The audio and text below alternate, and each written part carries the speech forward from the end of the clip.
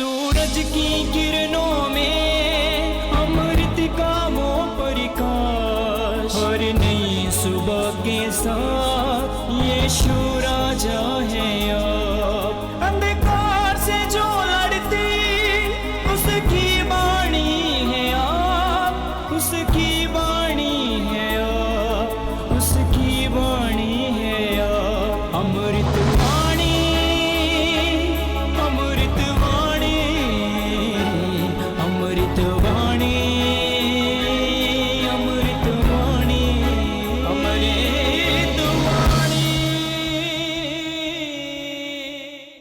पहला पाठ न्यायकर्ताओं का ग्रंथ अध्याय 6 पद संख्या 11 से 24 तक। प्रभु का दूत आया और ओफ्रा के बलूत वृक्ष के नीचे बैठ गया।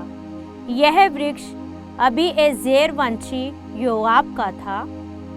योआब का पुत्र गिदयोन इसलिए अंगूर पेरने के कोल्हू में गेहूं दाम रहा था कि वह उसे मिद्यानियों से छिपा कर रखे। प्रभु का दूत उसे दिखाई दिया और बोला, हे वीर योद्धा, प्रभु तुम्हारे साथ है। गिदयोन ने उत्तर दिया, क्षमा कर महोदय, यदि प्रभु हमारे साथ है तो यह सब हम पर क्यों बीती? वे सब चमत्कार कहाँ गए जिनका वर्णन हमारे पूर्वज यह कहते हुए करते थे, प्रभु हमें मिस्र से निकाल लाया। अब तो प्रभु ने हमें छोड़कर मिद्यानियों के हवाले कर दिया। प्रभु ने उसे संबोधित करते हुए कहा, तुम मिद्यानियों से युद्ध करने जाओ। तुम अपनी शक्ति के बल पर इस्राएल को उनके हाथ से बचा सकते हो। मैं ही तुमको भेज रहा हूँ। गिदयोन ने उत्तर दिया, क्षमा करे महोदय, मैं इस्राएल को कैसे बचा सकता हूँ? मेरा कुल मनस्से में सबसे दरिद्र है और मैं अपने पिता के घराने में सबसे छोटा हूँ। किंतु प्रभु ने कहा, मैं तुम्हारे साथ रहूँगा। तुम मिद्यानियों को परास्त करोगे मानो वे एक ही आदमी हो।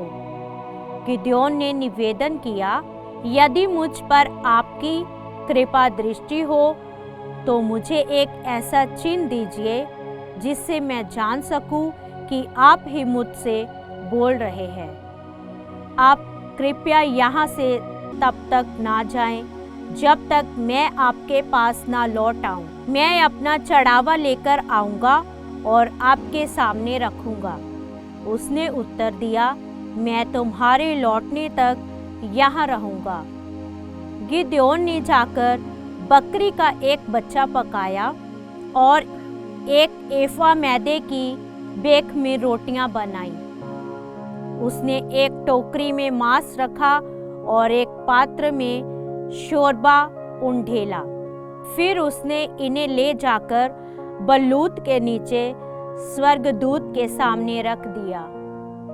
प्रभु के दूत ने उससे कहा, मांस और रोटियां वहां चट्टान पर रखो और उन पर शोरबा उंडेल दो। उसने यही किया। तब प्रभु के दूत ने अपने हाथ का डंडा बढ़ाकर उसके सिरे से मांस और बेखमी रोटियां को स्पर्श किया। इस पर चट्टान में से आग निकली जिससे मांस और बेखमी रोटियां को भस्म कर दिया।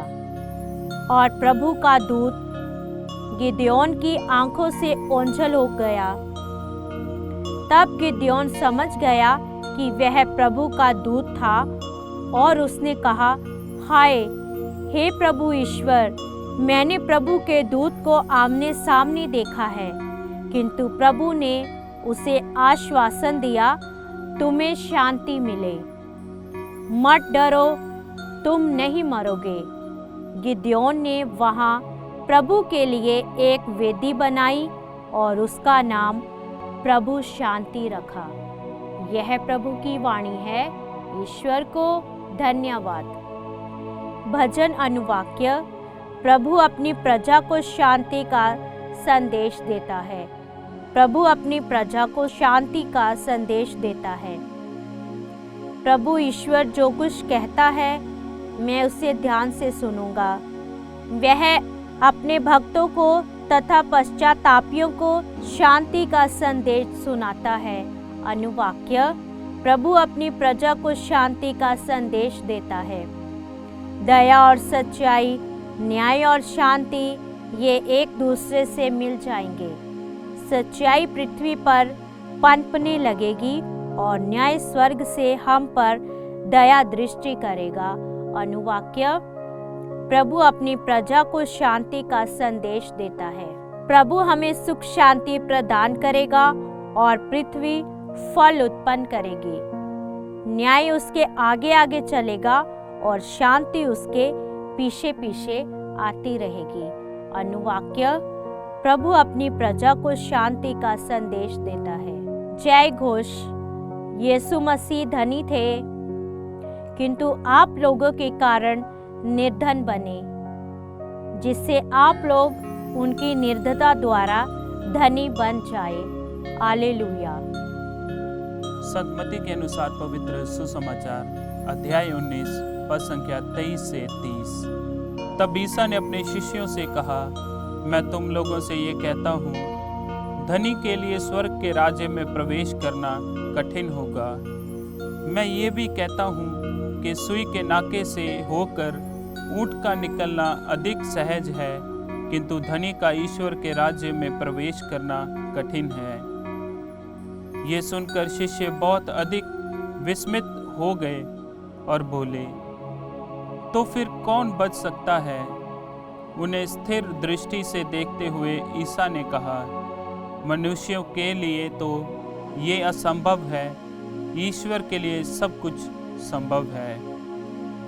तब पेतरुस ने ईसा से कहा, देखिए, हम लोग अपना सब कुछ छोड़कर आपके अनुयायी बन गए हैं, तो हमें क्या मिलेगा? ईसा ने अपने शिष्यों से कहा, मैं तुम अपने अनुयायियों से ये कहता हूँ, मानव पुत्र जब पुनरुत्थान में अपने महिमामय सिंहासन पर विराजमान होगा, तब तुम लोग भी 12 सिंहासनों पर बैठकर इस्राएल के 12 वंशों का न्याय करोगे। और जिसने मेरे लिए घर, भाई बहनों, माता पिता, पत्नी, बाल बच्चों अथवा खेतों को छोड़ दिया है, वह 100 गुना पाएगा और अनंत जीवन का अधिकारी होगा। बहुत से लोग जो अगले हैं पिछले हो जाएंगे और जो पिछले हैं अगले हो जाएंगे। ये प्रभु का सुसमाचार है। क्रिस्त की जय।